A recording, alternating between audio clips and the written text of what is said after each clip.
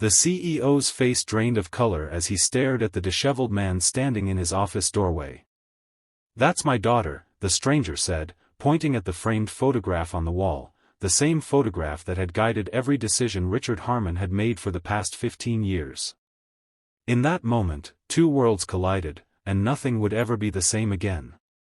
If you're moved by stories of unexpected connections that change lives forever, please like this video and subscribe to our channel for more powerful true stories that remind us how deeply our lives can be intertwined in ways we never imagine. Michael Collins wiped the sweat from his brow as he climbed the steps of the imposing glass building. His work boots left faint dusty marks on the polished marble floor, earning him disapproving glances from the security guard. He clutched the maintenance request form in his calloused hands, a ticket into a world that wasn't his own. 15th floor, sir. They're expecting you, the receptionist said after verifying his credentials, her voice professionally courteous but distant. The elevator ride felt endless.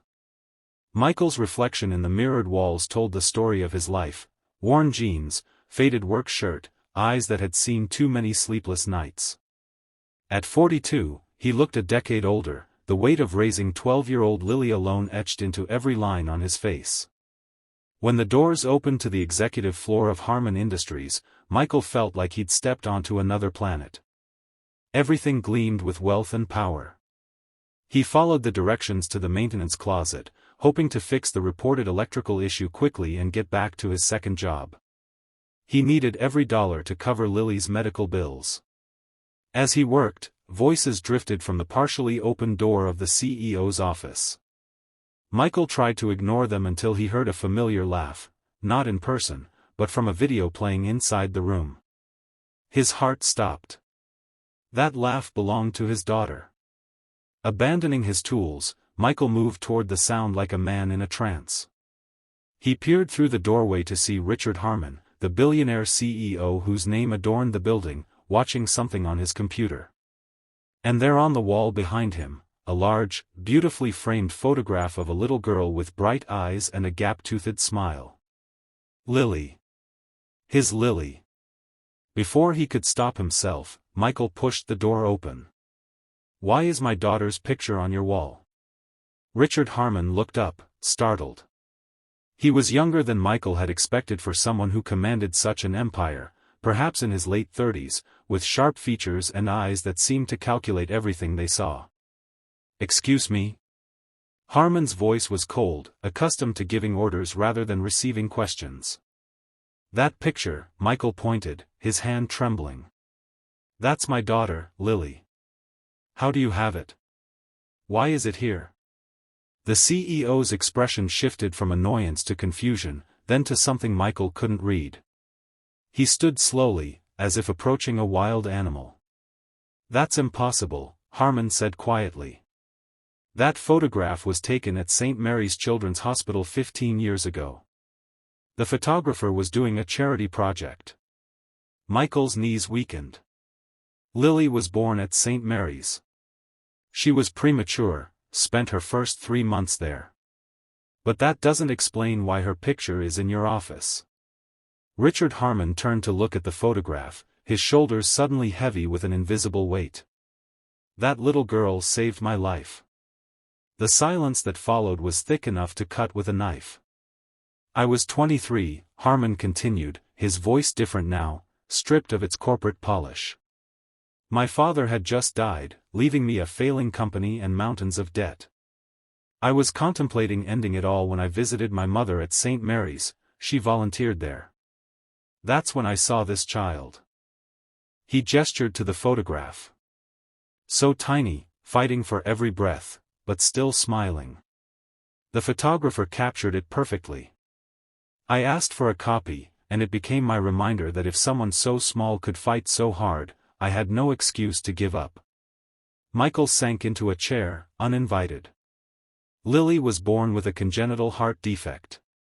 She's had 3 surgeries already. She needs another one, but his voice broke. "The insurance won't cover it. I'm working 3 jobs, but it's not enough." Richard studied Michael's face, seeing the truth written there in exhaustion and desperation. Your daughter's smile rebuilt my father's company. Harman Industries now employs over 10,000 people. And you're telling me she's still fighting? Michael nodded, unable to speak.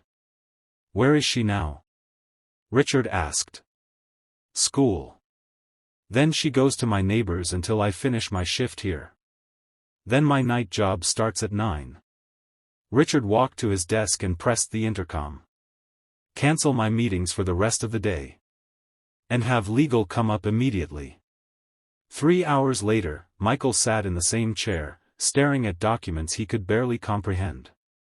A trust fund for Lily's medical expenses. A college fund. A job offer for Michael, not maintenance, but a position in the company's community outreach program with a salary that made his eyes water. Why? Michael finally asked. You don't know us. Richard turned again to the photograph. 15 years ago, that smile gave me purpose when I had none. How could I not help her now? Besides, he added with unexpected humility, I've been looking for her for years. The hospital wouldn't give me her name, privacy policies. I wanted to know if she survived. That evening, Michael brought Lily to meet the man who had her picture on his wall. She was small for her age, with the same bright eyes but a more cautious smile now, hardened by years of hospitals and pain. You're the girl from the photograph, Richard said, kneeling to her level despite his expensive suit. Lily looked at the picture, then at her father. That's me? When you were just a baby, Michael confirmed. Mr. Harman here kept it all these years. Why? She asked, echoing her father's question. Richard smiled. Because it reminded me that the smallest fighters can have the biggest impact. Lily considered this with the seriousness only children can muster. I'm still fighting, she said finally.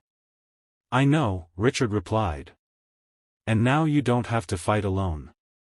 In the months that followed, Lily underwent her 4th surgery, this time at the best cardiac center in the country.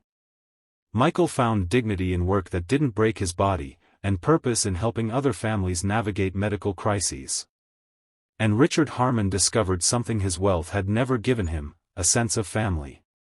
The photograph remained on his wall, but now it was joined by others, Lily at her school science fair, Michael receiving an Employee Achievement Award, the 3 of them at a baseball game. Different pictures, but the same story, lives intertwined by chance, changed by compassion. 5 years later, on Lily's 17th birthday, she stood in Richard's office, healthy and strong, looking at that first photograph.